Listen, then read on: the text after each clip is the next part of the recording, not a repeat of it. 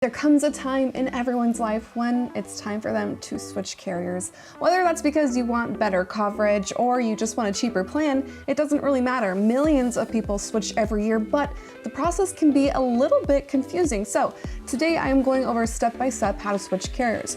We're gonna go over 3 different ways to do that. So if this is something that you need to learn, then I am here to walk you through it. I'm Sherry Riggs, you're watching WhistleOut TV.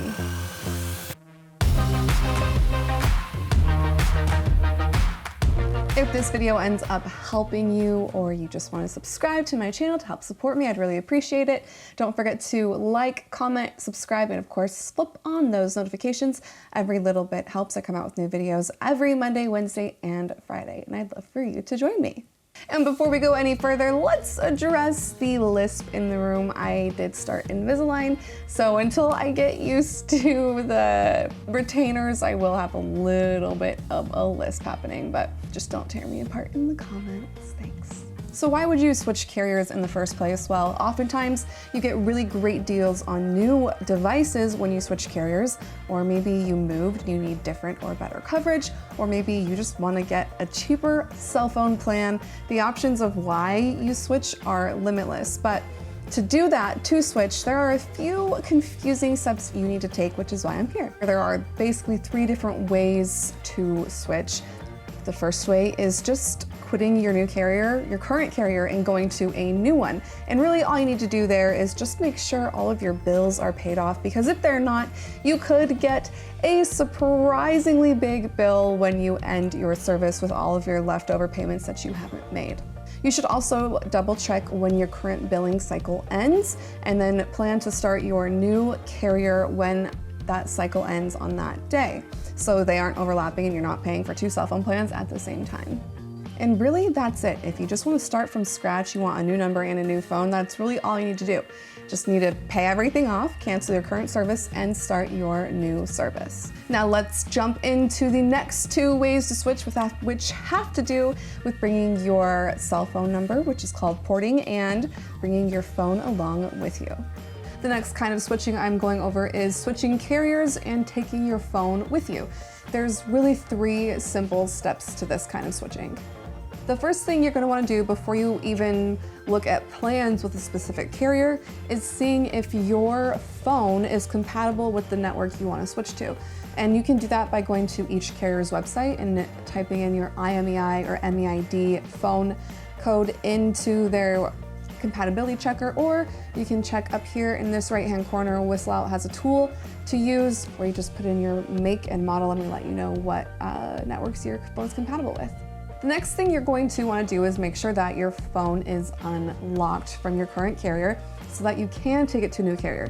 Generally, cell phone carriers lock up their phones to their network if you buy it from them. And to unlock it, you have to pay it fully off. So make sure you pay your phone off fully, and then you generally call customer service or check out your account online and you can unlock it that way. There are ways to unlock it via a third party, but I don't recommend that because that can damage the software on your phone and kind of make your phone incapable to take anywhere. Some of them might work. I don't know, I've only ever gone through the normal route to get your phone unlocked.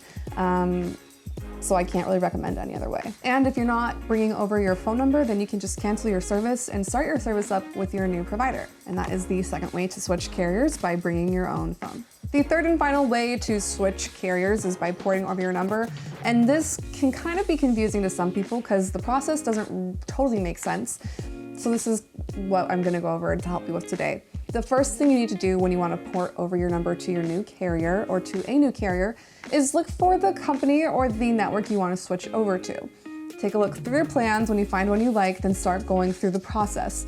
As you're going through the process of signing up, they will generally ask you on that site if you want to port your number, and then you say you do, and then you have to give them your current network account information. So for instance, if I am switching to AT&T from T-Mobile, I will give AT&T my account information, including my phone number, my login, my account number, stuff like that. Whatever they ask for, you give it to them.